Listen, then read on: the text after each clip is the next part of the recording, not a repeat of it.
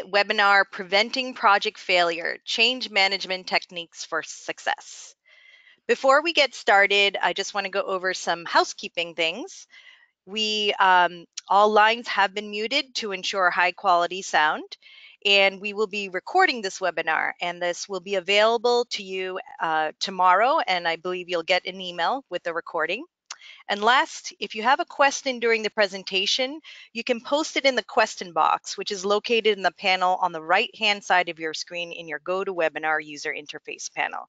So we will be answering questions at the end of the presentation. So do feel free to ask your questions via the chat box throughout the presentation. Great, so let's get started. So we'll start out with some introductions.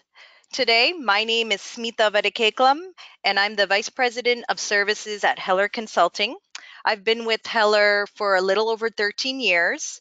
Prior to Heller, I worked at various nonprofit organizations in New York City, working in frontline fundraising and database operations.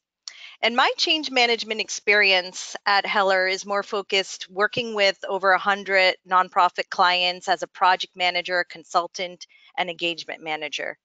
I have my PROSI Change Practitioner certification, and I also volunteer and am active with the Association of Change Management Professionals. And I'll pass it along to Laura for an intro. Hi, everyone. My name is Laura Bibbo. I am a Senior Strategist and Service Delivery Manager at Heller Consulting. I've been with Heller for about 6 years now. And prior to joining Heller, I worked at various nonprofits, as Smita mentioned, but mainly long-term at a hospital foundation in fundraising and development. My change management experience has also been engaging with many different clients over the last 6 years as project manager and engagement manager on our services that we deliver. And I have my certified change management professional from ACMP. Thanks, Laura. And as you can see here, we are going to be drawing from the large body of change management. We both have different certifications, so we'll draw from different things from both. So we're just going to talk a little bit about Heller for those of you who don't know us. We've been around for over 22 years, working exclusively in the nonprofit sector. We've worked with over 1,500 clients, 3,000 projects, and we're located across the country. I'm in New York and Laura is in San Francisco. And we have about 30 folks, and all of us come from the nonprofit sector, just as we mentioned in our intros. And this is a little bit about our services here. We offer a breadth of services. We started doing CRM implementations right here in the middle. And as we started to do those implementations, we realized a critical piece was missing, which was the strategy and design. And so a couple years after doing implementations, we built our service area around vision planning and strategy and design. And then shortly after that, we realized another critical piece was missing for a successful project, which is the people side of things, which is why we dedicated building up our change management service area, as you can see on the right. So today's webinar, we're going to be focused really on change management here. And we have a couple of things we want to share from the clients we've worked with over the year, some of our lessons learned and best practices. So a couple things that we're going to talk about today in today's webinar. First, we're going to clarify the concept of failure. That word is in the title of the webinar, so we'll just want to level set and talk, address that head on of what we mean by failure. Secondly, we're going to spend a bit of time talking about the risk factors or the primary contributors to project failure. And this is really based on our experience working on projects. What we've seen are as red flags in projects. So we want to share that with you. And then the biggest part of this webinar will be talking about the change management techniques and strategies that help mitigate some of those risks and red flags. I do want to mention that, define a project's, I wish there was one simple formula for a successful project. If there was, we probably all wouldn't have jobs, but it's more complicated than that. And I do want to mention that we are drawing in this webinar from the large field of change management. There's a large body of knowledge, and we're just picking and choosing from, based on our project experience, some of the things we've seen really work successfully.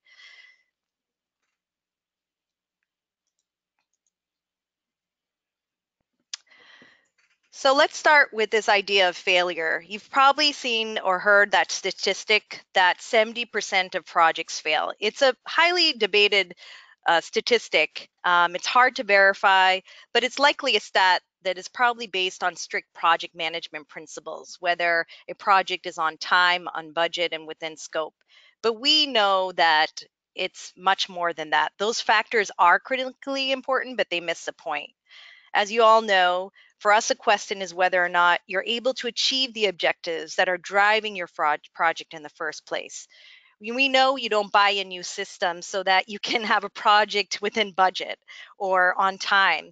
You invest in a system so you're able to do something more with your organization. So that might mean to raise more money or better engage with your people you provide services to, or connect with your constituents to ensure your work is relevant and effective.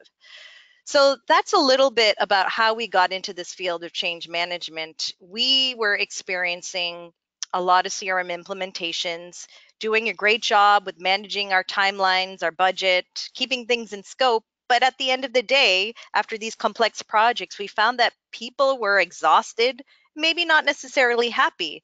So we started to think through, why was that the case? How can we do a better job here?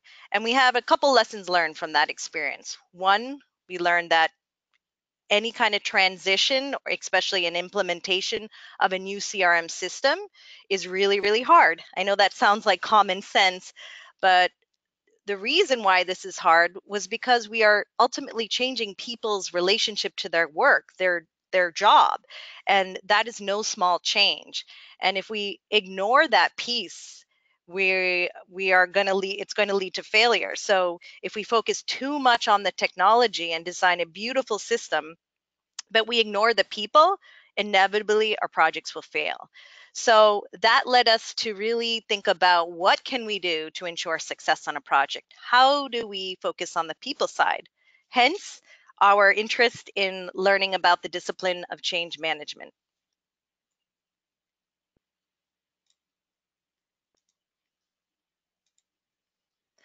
So I'm going to start, just before we get into the meat of this presentation, to just level set, because there's a lot of jargon used in the world of change management. Just start with the working definition so we're all on the same page. So I'm going to read off the slide here. Change management is the use of a targeted approach and tools to better enable organizations to successfully transition from one way of working to another. I think the most important part of this definition, at least to me, is that change management uses a set of tools and a targeted approach. So what that says to me is that this is a discipline. There's a methodology to it. So it's very similar to the body of knowledge of project management, which is a well-known thing in the field of technology projects. And I'm going to let Laura talk a little bit about the differences between change management and project management. Thanks, Mita. So an important piece we wanted to just clarify is the difference between change management and project management, and also stress the importance of having both solid change management approaches and strategies and techniques, as well as project management, to complete and go forth through a successful project. So when we talk about project management is a process for organizing your tasks, your timelines, the requirements. It helps control what's going to be done, when it will be done, and who's responsible for doing it. So as you can see on the screen, we do have a ship. And so we do think of it like building a ship. When you are going in and you have an idea that you want to build the ship, you must have a design. And then you have to acquire the materials and hire the people to build it, define how it's going to be built, and then put it together. So once you're done, you have your complete ship. Um, But that's not all that a ship is, right? We don't want to just end up with a ship that sits on a dock. And so whether or not we did that through project management, that might not be your end goal, right? Your end goal might be to use it to support your mission. And so change management really is the methodology for focusing on how people are guided through a change, recognizing that each individual experiences change differently and that you will, as you move throughout a project, you will have different feelings about the change. So some are really ready and excited to jump in right away, and others are a little bit more anxious about that. So if we think about project management as building the ship, change management is the process for getting the people ready to drive the ship. So we want to get them informed and prepared for their role to sail out to sea, to make sure that everybody on the ship understands how they're part of this ongoing journey, and what they need to do to contribute to the shared success. In a technology implementation, change management focuses on making sure that everyone knows how they contribute to the system, how to use it effectively, and how everyone's efforts will benefit the organization in the long run. So it really ensures that the individuals are prepared to take on their new role and that you have the skills necessary to do so. Especially when you're moving systems, that does mean that you will have to learn new tools. And so we want to make change management the active role of identifying what you need to do that to be successful on day one and in the future. Um, also want to call out that these two disciplines are related and they should be integrated. So whether or not you have, you're managing this internally, you have different resources who are managing it, these two disciplines and strategies and plans should be integrated because there is overlap. When you think about project management, you do have stakeholder analysis and risk analysis. And then you have the same components in change management, but the focus is different. So the rest of the presentation, we're going to assume that project management best practices are in place and really focus more on the change management side. So before we get started, we do want to do a little bit of a poll. We want to see kind of where you all are at in your change process and life cycle. So I'm going to go ahead and launch the poll and give you a minute to kind of respond back.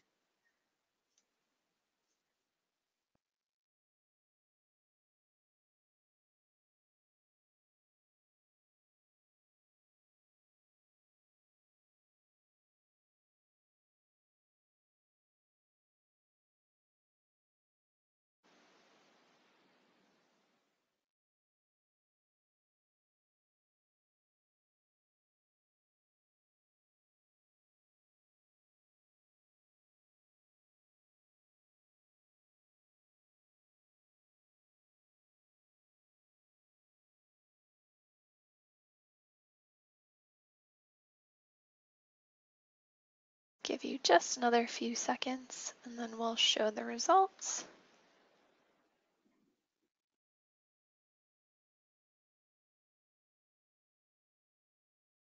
Okay, so this is actually really great to see. So 45% of you, so about half, are preparing to start a project, which is wonderful because this is actually the perfect time for you to start planning your change management strategies and techniques. Ideally, this is when you introduce it. It's at the start of a project. It's when you begin this process. However, I want to call out for those that are currently working on it, or you're in the middle of it being stalled, or you've launched a new tool recently, it's not too late. Change management techniques and processes and approaches can be applied no matter what stage of a project you're in. So if you find yourselves in the middle of a project and see that you've not been implementing an approach to the people side of change, please start now. And we hope that throughout this webinar that will be readily apparent with some of the strategies that you can start to employ. Great. Thanks, Laura. So we're going to get started and talk about the reasons why we see projects fail and some of the risk factors and mitigation strategies. So just to summarize here, what the 3 reasons projects fail: poor planning, technology changes, and human factors. Of course, these are all human factors, but just to talk a little bit about, what these things are and what we see. You often, planning often becomes a victim of time. No one feels, including myself, they have the time to plan for a project. We all just want to get going, but we know inevitably by not investing in that planning, that's going to lead to overrun in budget and surprises along the way. And that's the one thing that people don't do as well with dealing with the surprises. So if you have too many surprises in your project, you might risk your users adopting the new system. The other thing is planning involves a lot. Just to go over some basics here, you want to make sure it includes a careful development in a technology project, that it includes your clear vision, scope definition, a communications plan, a technical environment plan, which is how will things work together, a risk management plan, and a readiness assessment. Those are just some basics when we talk about planning. It's not just basic timeline scope, but a little bit more than that. And then when we talk about technology challenges, we are in a time where the change in technology is relentless. The amount of new shiny objects that promise life to be better is we can't keep up with that. So one thing to note is that every solution does have a gap. There's no perfect system. I think we all know that, but the one thing to know that with knowing that there are gaps and no system is perfect is to make sure you take the time to pick the right system that's right for your organization. So kind of, just because something's a new shiny object, just make sure you're taking the time to assess your organization's culture, your readiness, your long-term and short-term goals to pick the right system. And lastly, with technology challenges, it's really important, because we know that there are gaps and there will be gaps, to set that expectation with your team. And knowing what those gaps are up front does help to manage the change and help to set expectations. And lastly, human factors is that's such a big part of it. That's the people side and the most complex side of things.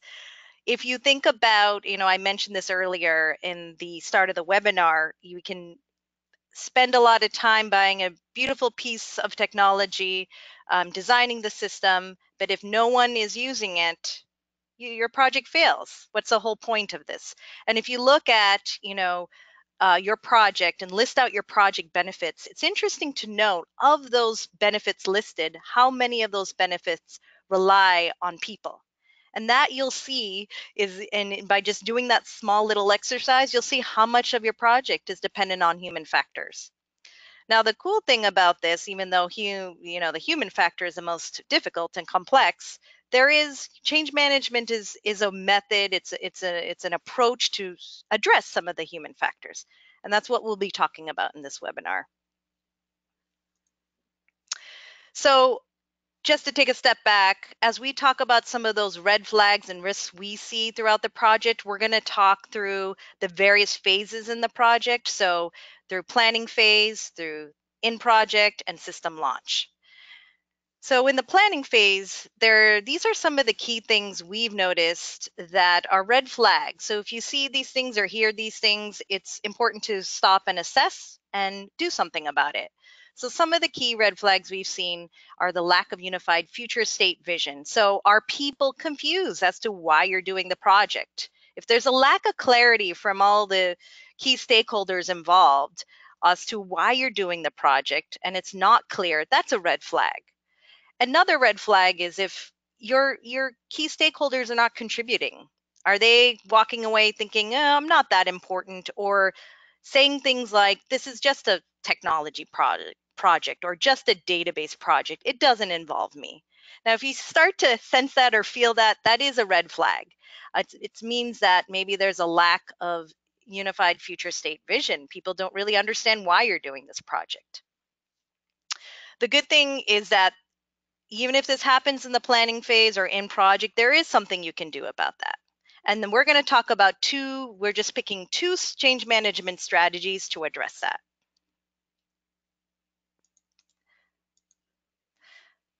So this first strategy is about making it about the mission. So when people are unclear and walking away as to why you're doing the project, that means you haven't aligned the reason why you're doing this project to the mission of your organization. So it's really important.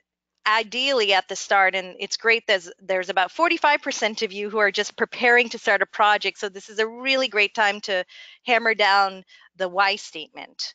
Why are you doing this project? And how does this connect to the mission of your nonprofit? Now, it's great because if you work for a nonprofit, mission is pretty clear cut. So even though it may be a technology project, make sure it connects directly to your mission. And I would say with this, making it about the mission, what's really important is, use those strategies in political campaigns and fundraising campaigns. I'm going to assume if you work for a nonprofit, you probably have a fundraising department, maybe some folks who are really good with communications. Use the strategies involved in fundraising campaigns to build awareness and hammer the message about why we're doing it. This is going to get people rallied around the reason why we're doing this. I'd like to just take a moment to share a story of an organization I worked with that started off with a different why statement and then changed it up in the middle of the project. So here's an example of it's never too late. So I worked with this organization and they started the project with a why statement that sounded like, we are moving to a new system because the old system is outdated. Now, that's a really important factor for sure, and it's a reason why they are probably moving to the new system, but it wasn't very compelling and it didn't really get everyone on board or excited about why they're doing this project. It definitely was very relevant to those who were the power users of the old system, who were part of that database team. But beyond that, there was a whole host of stakeholders that they needed to get involved that didn't really, they were uninvolved. They didn't care because they heard that why statement as, this is about moving to a new system because the old system's outdated.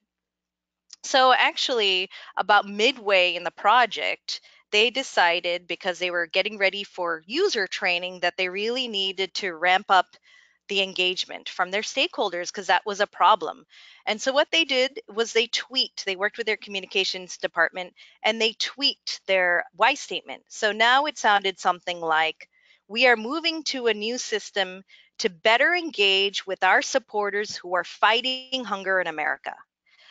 So that mission statement sounds very different. And as you can see, that really got the interest of a varied amount of stakeholders, not just your folks who are power users in the system, but those who are on the program side, your sponsors, and other people who maybe didn't see the connection of why we were doing this project. And it really made an impact and it got people more engaged. So make sure you pay attention to that why statement. I'm going to let Laura talk about another strategy we found effective. So we're going to talk a little bit about the importance of engaging your sponsors. So sponsors are really critical to have throughout the project and engaged from the beginning, which requires that you identify and engage with them early and that they're aligned to that unified vision. So a sponsor, we'll talk a little bit about what their role is, but a sponsor is not your sort of day-to-day person who's responsible for completing tasks and making sure that the team is working on schedule and working with, maybe your implementation partners, project manager. Your sponsors are really those leadership level individuals who are going to be engaging with your organization in various ways, and we'll talk a little bit about their role in a second. But kind of we just wanted to show you a little bit of a poll that research was done by ProSci. This is back in 2016. ProSci is a lead research entity around change management, and it shows that projects are far more likely to succeed if they have an extremely effective sponsor. And even if you have a moderately effective sponsor, it keeps your chances of success above 50%. Can you succeed with an ineffective sponsor? Sure, but your chances are exponentially higher when you have an engaged sponsor. Why is that? We'll talk a little bit about kind of what their role is and how important it is. So we think about the sponsor role. This might not just be one person. So this could be multiple people. It could be a group. And it relates back to the importance when you have a group, it's really important for them to understand and be moving toward a unified future state vision that's tied to your organization's strategic goals. You want to make sure that these individuals who are responsible for communicating to your stakeholders about the change, that they are communicating in the same way so that they're providing that consistent messaging throughout the engagement. And they're building support for this initiative. So it's not just at the leadership level, but your team members want to hear from their leaders and they want to see their leaders model and emulate the desired future state behavior. So if you want your team to be moving in that direction, it's important that your leaders model that. Other ways that the sponsors will participate is in identifying risks. You know, if you've got individuals who might be resistant to the change, working with your change leaders and your sponsors to identify ways to move them forward in their experience. They're also responsible, and this is really critical, for providing the resources and budget for the project. So they're the ones who are going to remove and break down barriers or obstacles when you're having issues with resources. Everybody coming in nonprofits wears multiple hats. So when you go into a large scale project, it can be really challenging to make sure that individuals have the time to dedicate to this project. And so if your leaders are involved and they're recognizing the importance and they're breaking down those barriers and allowing those individuals the time and space to dedicate, you'll be more successful in your engagement.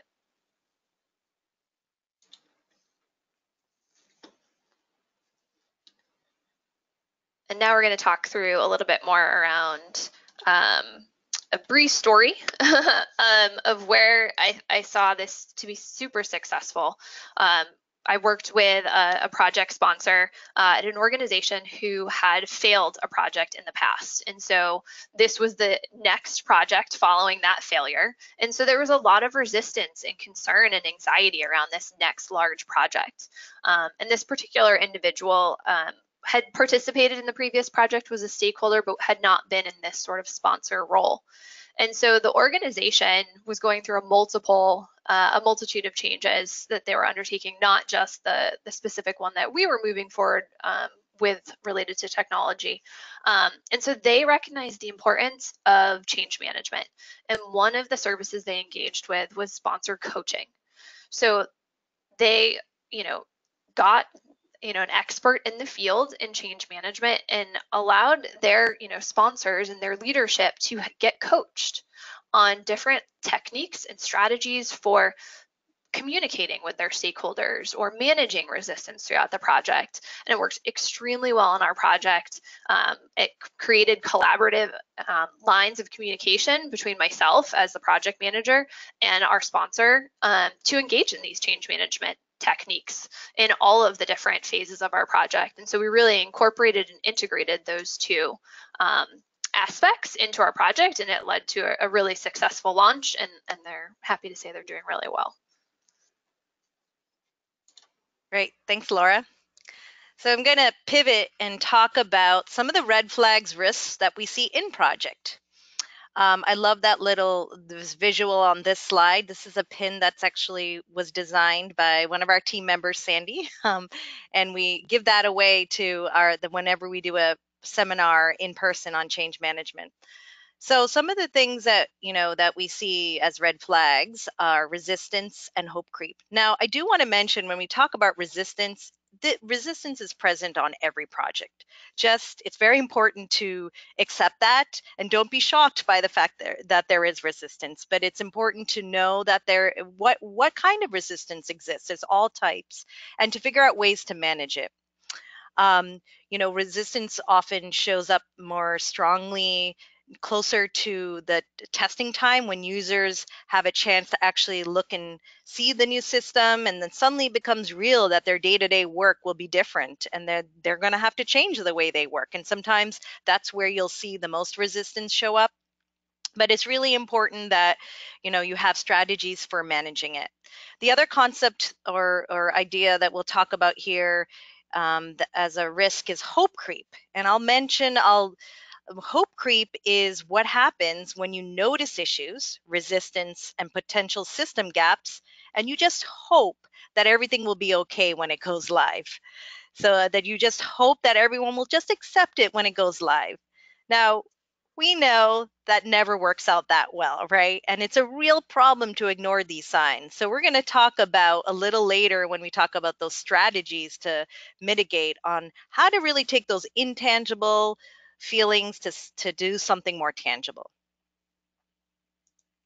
So the first strategy here for in project we're going to talk about is resistance management. The thing with resistance management, that the most impactful way to deal with resistance is really to address this on the individual level. It's very important. People have different reasons for disliking or fearing a change. It could range from a number of reasons, from a fear that they're not skilled enough for the future state vision, or maybe the person doesn't agree with the plans or the change, or maybe it has to do with things going on completely outside of work that they're responding to.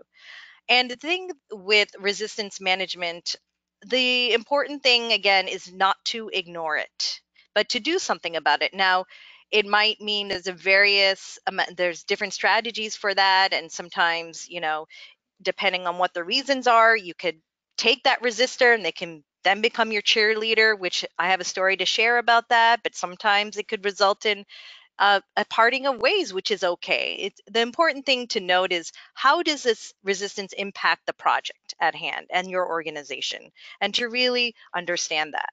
But the best way to really get on board to understand the resistance is to really sit down and really understand where the resistance is coming from and why, to really have that conversation, to understand their concerns. I would suggest, and we don't have the tool on our webinar, but you can look it up, a Google search, a tool called empathy mapping. If you look that up, you'll see what I mean. But that's a tool to use if you have to really take the time and do some active listening to understand where another person is coming from. How do they see the situation from their perspective? Because really, to get to the root of understanding some of the resistance in your project is to understand why, where this person is coming from. And to do that well, you really have to use some of the tools involved in empathy mapping. And then when you do understand what that is, it's helpful if you can re-envision that person's role in the future state and be clear on, what's in it for that individual, the what's in it for me, if any of you have heard of that terminology. And it's really important that this is done by, that individual supervisor, because that's where that connection and relationship is. I want to share a story about resistance management that worked really well, that ended up in someone who was one of the biggest resistors on a project to one of the biggest cheerleaders. So I was working with this client, and they were undergoing a CRM implementation project, and there was this individual, the DBA, the database administrator, who was really resistant. And you could tell that just by their body language. They would, at every meeting, sat with their arms folded, would always have something negative to say at project meetings, and people just ignored the strategy. For a long time, we took, I don't know if it wasn't necessarily an intentional strategy, but it was to avoid and ignore and just hope that there's this hope creep coming into place, that person wouldn't, that this wouldn't be an issue when the project went live. Now, this is early on in my consulting years, and if I had known what I know today about change management, I would have maybe suggested something, but this is an example when I learned from my client, which there's a lot of that we get to do. And the supervisor of this DBA actually took the time to say, you know what, I want to really understand where this is coming from, because it didn't make sense to her. So she actually sat down with that DBA, and it was not just a 1 hour lunch, and she wasn't there to persuade or convince or to campaign the project. She was there to listen, to really understand, what was going on with this person. And after a really good, long conversation, she came to find out, which she was shocked about, was that this person was resisting because they were afraid of losing their job in the end. It took a while for it to come out, but that's what it came down to. And the interesting part about this was that in that manager's mind, she was surprised because in her head, but she never said it out loud to that individual, was that this person was going to be promoted and they were going to learn a new skill. And, she saw them as a key part of this project. Now, that DBA this whole time was thinking, you know what? My skill set, I know only this old technology and it's not relevant, and they're going to look for a new person. So this is really, that's what they were thinking, and that was a conclusion that they drew. And so both had assumptions in their head that they never spoke about, which was impacting the project. And until after this conversation, they were, the manager was able to share with that DBA that actually they see a future for them, and they will, send them to additional training and do whatever they need to do so they can get to that next level. And after that, things turned out really well because that DBA ended up being one of the best, cheerleaders for this project. They were so critical in helping other people who were, scared or confused by the new system, because that person could be that middle translator, which was great. So that was a great story of, resistance management. Now, I do want to say with the disclaimer that I think I mentioned this earlier. So resistance management takes all forms. Now, sometimes someone who is resisting is questioning maybe the plan, and maybe it's good to talk to them because they see a gap in the plan and it's important to address it. Or sometimes it comes down to maybe it's time to move on, and maybe it's what's best for the organization and that individual. And I've been in those situations too before. And that's hard, but it's important to really take a step back and look what's most important for the individual and the organization. So that's a little bit about resistance management. And another thing I do want to mention, though, in regards to this is another statistic from ProSci, which was interesting to us because in a project, typically the preferred sender of change messages tend to be up at the top, the sponsors, what you usually see in a typical project, or the project team. But this study shows you that actually the most effective senders of a change message are the employee supervisors.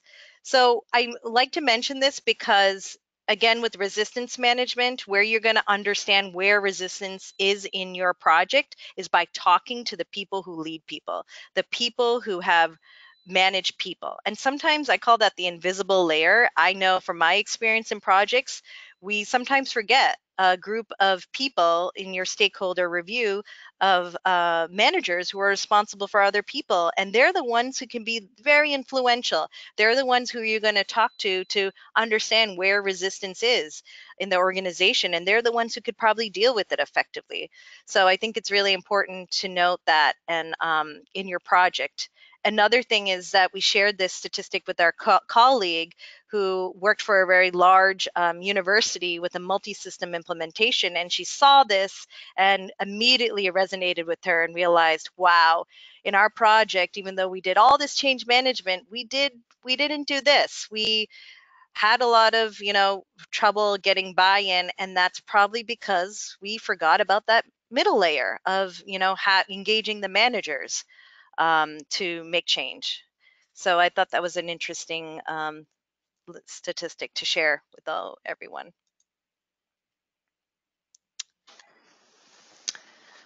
And now I'm going to talk a little bit about success strategy for examining hope creep, which is not a real word. We termed that in case you look it up. So if you're hearing concerns, right, from your team members, your water cooler conversations, people are expressing anxiety or nervousness or anything like that around, the project when you're in project, it's really important not to say, we're going to close our eyes, cross our fingers, and hope this goes well. Really, it's super important to take the time to examine that and talk through that with them. Smita gave a great example of, somebody who had indicated resistance, and it had to do with their concerns over their individual job. And so change can be really emotional, and it's important not to discount those concerns and just ignore them, about certain people or things like that. But meet with them. And I also want to call out, sometimes you hear in projects, nothing's working or it's all bad. That's not helpful, really, because it's not quantifiable, it's not actionable. So it's really important that if you hear things like that, that you meet with those individuals. Maybe it's their manager, maybe it's leadership, but understand what their concerns are and what's driving it. Perhaps it's even a lessons learned or a retrospective with your project team, including maybe any partners that you're having, just to say, where are we at? There's some concerns. Let's look at what's been happening thus far.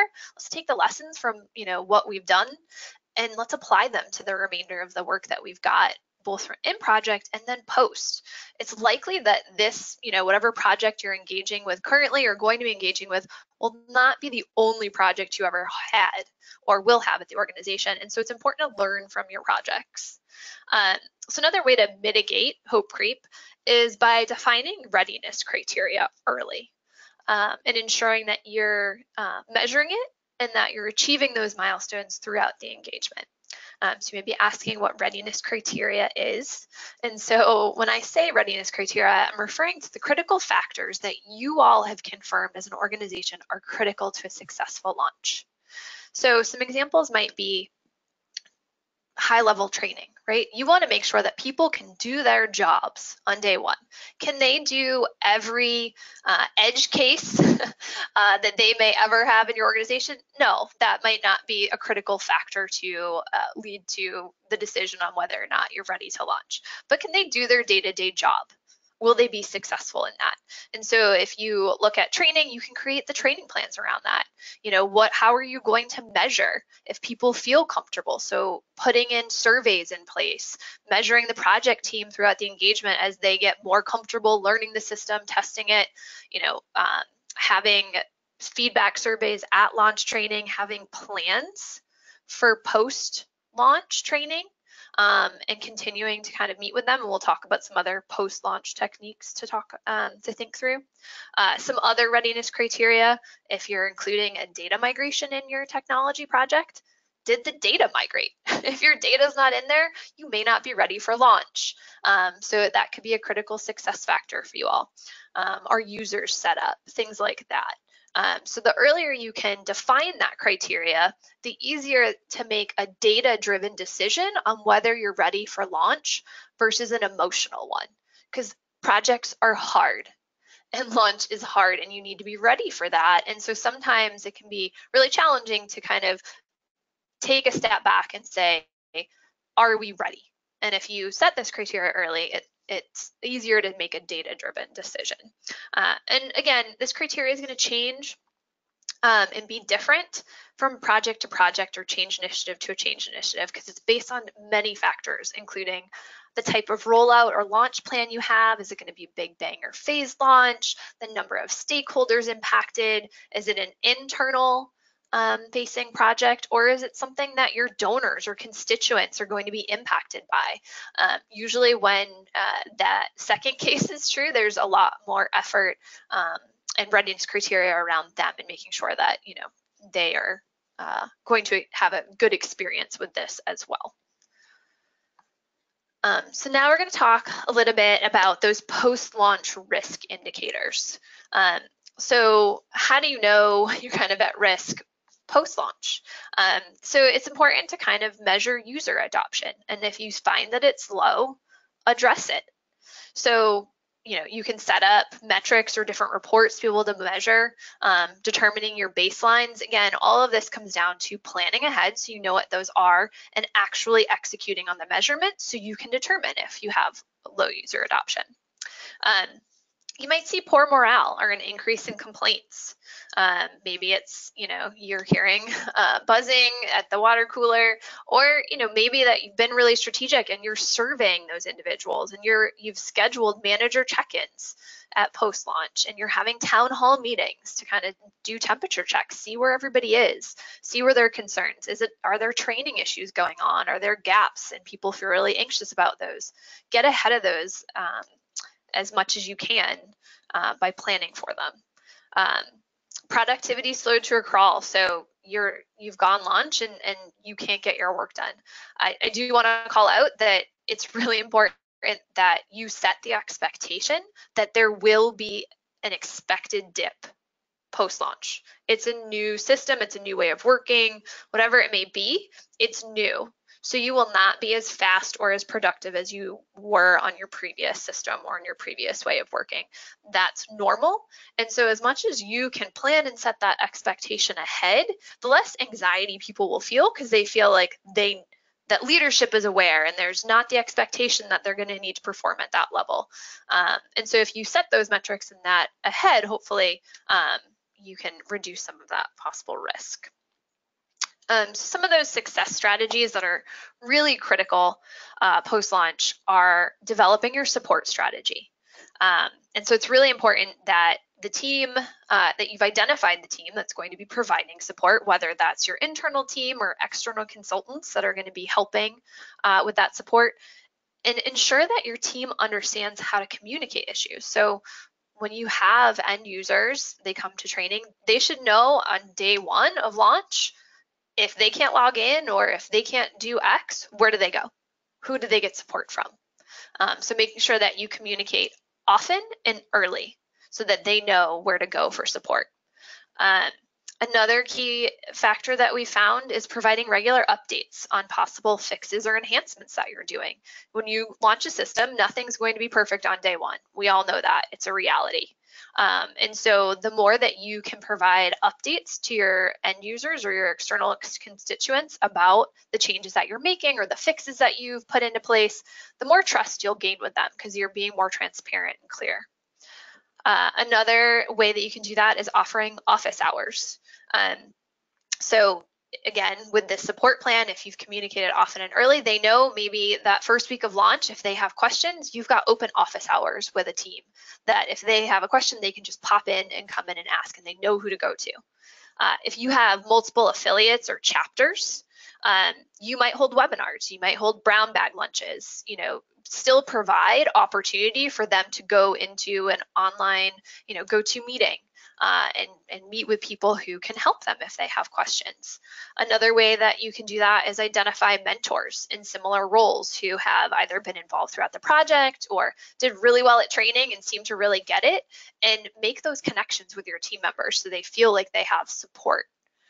And then, for those that might be having some more challenges that you've noticed, maybe there's, they haven't been adopting the system, you notice they're not logging in, have a one-on-one check-in, make it more personal and really see how they're doing and what they really need to get up to speed and feel comfortable in the new system. I've had many clients do this really well. One client had a specific process and approach and tool that they were going to be using to submit issues and enhancement requests. They communicated that 2 months prior to launch. They communicated that the month before. At training, it was in every training PowerPoint what that support plan would look like, what tool they needed to use, who was the support team. And then on day of launch, they had a project sort of launch kickoff party to drum excitement, and also reiterated what that support plan was and who people could go to. And then they had a plan for communications post-launch. So for the first 2 weeks, they had daily communications about fixes and issues and enhancements.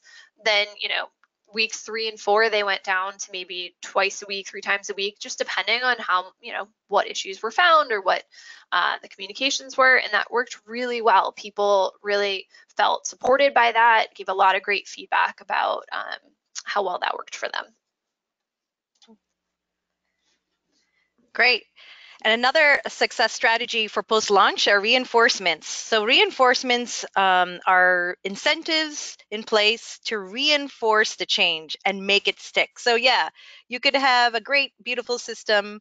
People are excited, they get trained, and then once it's launched, if no one's using it and they're going back to their old ways, that means we don't have enough reinforcements in place. So reinforcements could be positive or negative. And I have a story where I had a friend who actually used both in one example, which I'll share with you in a moment. But one other reinforcement I'd like to share is making sure that sometimes a reinforcement is getting this into people's SMART goals or performance reviews. So that's another way of ensuring that they are committed and accountable to the new system. So being very specific with that. So the story I'd like to share is I had my friend. They went onto a new system, and the change they were making was having all these gift officers enter information into a new system. Before, they had done everything in Excel. So actually putting information into a shared system was a big change. So her negative reinforcement, she did this in the context of a week, was on Monday. She would submit a report that would sort of, they called it the shame report, where she would call out the people who haven't put in their information in. So they were called out, and people tried to avoid that. And then on the second day, they had 24 hours to do it. That's where she had her positive reinforcement. She was known in the office, and making it personal is key. She was known in the office as a great baker. So she would give out cupcakes to those people who completed what they were supposed to. And so she would walk around that office the next day, and people would smell the cupcakes and then get really excited and be motivated to do what they were supposed to do. Now, of course, she didn't do this for a whole year. It was for a limited period of time, but I liked it because it was a mix of positive and negative, just to get it into people's habit. So that's an example of reinforcement. That's just to make the change stick. So these are, a couple of things that we shared today. Again, there's a whole host of change management strategies, and we just wanted to share with you a couple that we've seen that worked really well. So we're getting close to time here, so we just wanted to spend a few moments for some questions. So feel free at this moment to enter your questions into the chat box. I see that we have a couple already, and we'll take those questions um, and spend a few moments before we wrap up here today. So Laura, I'm going to read out this question, and feel free to answer, or I will answer. So we have a great question in here. What advice tools do you have when it is the employees' supervisors that are the ones resistant to change? Ooh, this is a great question. I like this. I can jump in if I'll let you go if you have something to say quickly. So the first thing that comes to mind when I hear this, so this is a tough one. If you're, because I know I mentioned quite a bit in this webinar about how it's the people who lead people, the supervisors, who can influence and get people accountable. And this question is, what do you do when they're not the ones, they're the resistors? So a couple of things I would say is, first, try these things. Like, is it clear to that employee supervisor as to why the change is happening? And you want to make sure that why is really connected to the mission of the organization. Second, like I said before, it's really important to explore where that resistance is coming from. If you can understand why they're resistant to change, it might help you then kind of apply that same, that what's in it for me with that supervisor. So maybe you can make the case for why, what's in it for them for the change. So maybe for that supervisor, I don't know what that particular example is for, but if there's something that will resonate with them, that might help. But I think in this example, it's really important to explore why they're resistant to the change. Now, another thing you can do, strategy, is like, if you try all of these things and they're still resistant and very difficult to work with, then I would say talk to their manager, because their managers should hold their team members accountable. So if this is going to impact the project, it's important that there's some accountability across, and down the chain, up and down the chain. So those are my first thoughts when it comes to that. I don't know, Laura, if you have anything to add there with that one. Yeah, you make some great points, Mita, and I agree with all of them. The only additional point that I would add is stressing the importance of that sponsor. And so maybe you have multiple sponsors, and so maybe that person's supervisor is one of those sponsors, and utilizing them and their communication to that individual and holding them accountable for driving that change as well. Sometimes you have to go up the chain, and otherwise, if it's one of your sponsors and there's multiple, making each other accountable, and the earlier that you can make sure that they're aligned with that vision, hopefully you're sort of preventing that at project initiation versus much later in the project. Great. Thanks, Laura. And thanks again for that question. I think we have time for one more question here. I see one that came in that says, what if you're really far invested in a project with a system that has significant gaps and people are legitimately worried about the impending problems? They're not just being resistant, but they're really worried. What do you suggest? That's a really good one. Yeah, so I would say with this one, it's really important to take a step back and pause and assess what those gaps are. Are they gaps that can be met, right? So are they still true gaps? And do you have a solution for them that you can put in place? So don't feel like you can't pause and assess because that is a perfectly good reason to do so um, if you're starting to hear that. Yeah, and another thing, I love that, Laura. I think it's really important to do that. This is just another tool that I saw used somewhere that might help. It's just a tool to use to help kind of understand this a little bit, but it's called failure mapping. You can look that up. There's many examples of it, but that's also a way to have the people who are legitimately worried. It's a non-technical version. It's not getting into project management, but have the people who are worried to really map out what failure looks like and like what the end state of failure looks like and the steps along the way to get to that point. And once you have that all out there, you can then plan around how to avoid that, the mitigation strategy to avoid getting there. So that's another way to take that like emotional, or that feeling thing to actual something tangible. Looks like we have, okay, one other, I think we have just about time for one more question. Is managing cost expense fears primarily a project management or change management challenge? Ooh, that's an interesting one. Y- So I'm going to take a stab at this. I think it's both, actually, uh, because I think that managing cost expense is absolutely something that on the project management side you have to handle it just to make sure it's like goes along with budget, timeline, and scope, and you have strategies for managing the cost, and you're not, you're very cognizant of where it stands and the costs of the project.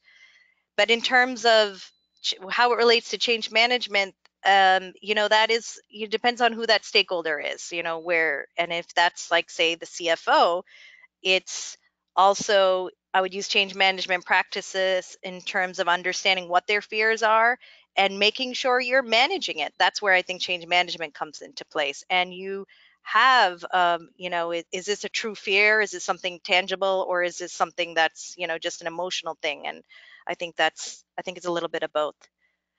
Okay, so I realize we're at time, and I do want to just share a few things before we close up, just some final words. Um, Laura, I'll let you start with some, final thoughts on the topic, if you don't mind. Sure. Yeah, I just kind of have three things to kind of leave you all with on from my perspective is um, really understand and own your change. Don't underestimate its complexity and the impact on the people around you. Don't just say it's a technology change because nothing is just a technology change. And so recognize that and plan for it. So with that being said, plan well and early. I'm a huge proponent of planning. I like to have backup plans, contingency plans. That those are really great when people start to have anxiety, is having that rollback plan. So people feel like there's a way out. And be flexible and adapt as needed. Don't be afraid to call a timeout, but also don't be afraid to review the strategy you developed early and determine if it's still applicable. So feel free to pivot. That's all I Great. got, Samantha. Thanks, Laura. And I'll just end with my final words on this topic was that all change begins with self-awareness. So if you are part of the change and you're leading the change, always do some self-reflection. Realize how you impact that change, and how you impact that change, and we lead by example. So I think that's, to me, one of the most important things. So I want to, before we wrap it up here, lastly, we hope that the stuff that we provided today can be helpful and you can apply it on your projects. But, if you do need assistance or guidance, we're there to help. Offer a bunch of services here, as noted on the slide. But the last thing I also want to mention is that, as you hopefully can tell, we love talking about this topic. We love learning from our clients and practitioners out there. So if you have a story to share, or if you have any questions at all, please don't feel free. I have my personal email on there, and we have the info at Team Heller. Send over an email if you want to share your story. We really are trying to give change management visibility within the nonprofit sector. We do feel that it's not yet that there's a lot of opportunity here. We think it's needed in the nonprofit sector, and we're all part of that, bringing visibility to it. So if you want a platform to share your story, we're happy to do that. So don't hesitate to email myself and those of us at Team Heller. We're happy to share. Well, that's it. With that, we will end. And I want to thank you all for joining us. Have a great day. The recording will be available to you tomorrow. Thank you all.